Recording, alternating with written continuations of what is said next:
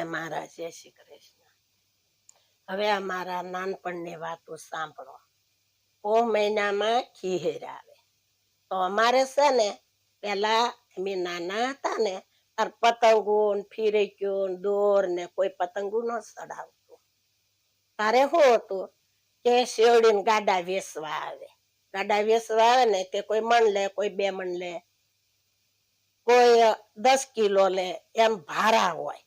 તે ભારા લઈ આવવાના. સોરે ગાડું આવે તે શેવડીના. પછી શેવડી ખાવાની અમારે, અને એવી મજા આવતી. અને બ્રાહ્મણ સાધુ રોજ સવારમાં લોટે આવે તો ખીર ને દી શું કરે, ઘઉં આપે, ચોખા આપે, લોટ તો ચાલુ જ હોય રોજ દેવાનો. અને શેવડીના 4 કટકા, કાતળીના કટકા કરે. તો કોઈ 2 કટકા આપે, કોઈ 4 કટકા આપે, કોઈ 5 કટકા આપે, અને મારી જેવી હોય એ 2 કટકા આપે.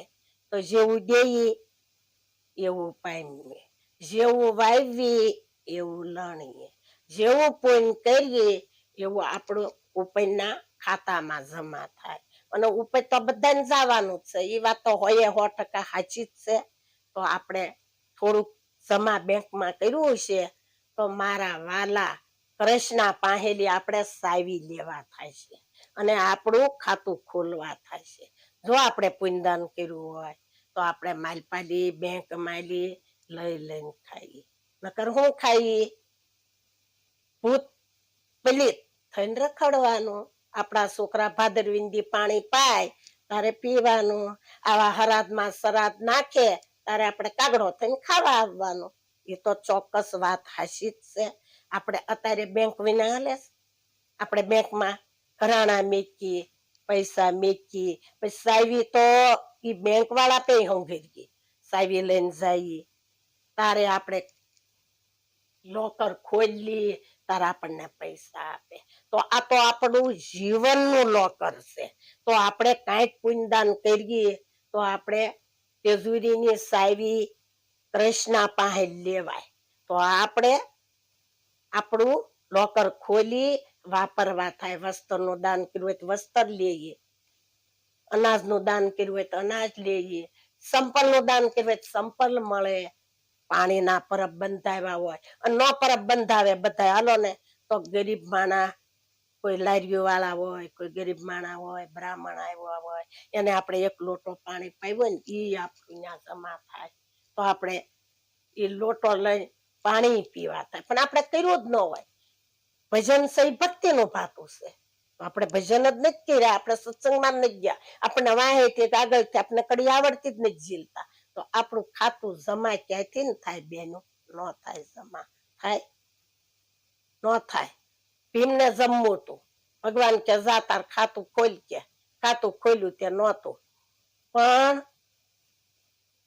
બ્રાહ્મણ આવ્યા હતા કે ભીમને કે અમને જમવા દો, કે અમારી પાસે નથી પણ સદાવત ચાલુ છે કે તમે ન્યા જાઓ જમવા, તમને ન્યા ભોજન મળશે.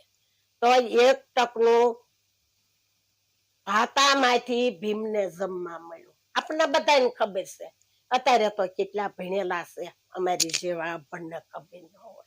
અત્યારે કેવા ભણતર છે, કેવા પુસ્તક છે, કેવા પુસ્તક વાંચે છે, અત્યારે તો બધાને ખબર છે.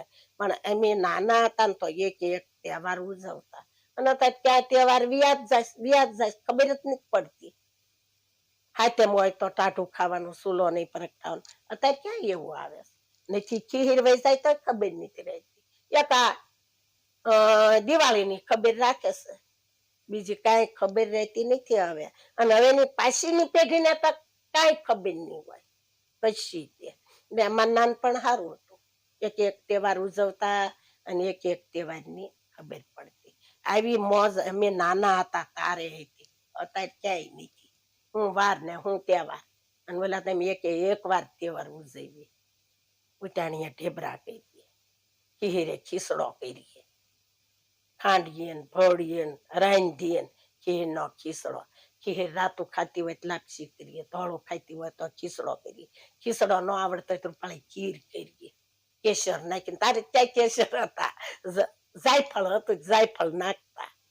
આવું બેન પેલાનો તો કેવો મજો હતો, બહુ આનંદ આવતો અમને, એવો આનંદ અત્યારે નથી આવતો. તો સૌને મારા જય શ્રી કૃષ્ણ. કાઠિયાવાડી વાત ગમી હોય તો લાઈક કરજો, શેર કરજો અને સબસ્ક્રાઇબ કરવાનું તો ભૂલતા જ નહીં. અને સૌને મારા જય શ્રી કૃષ્ણ.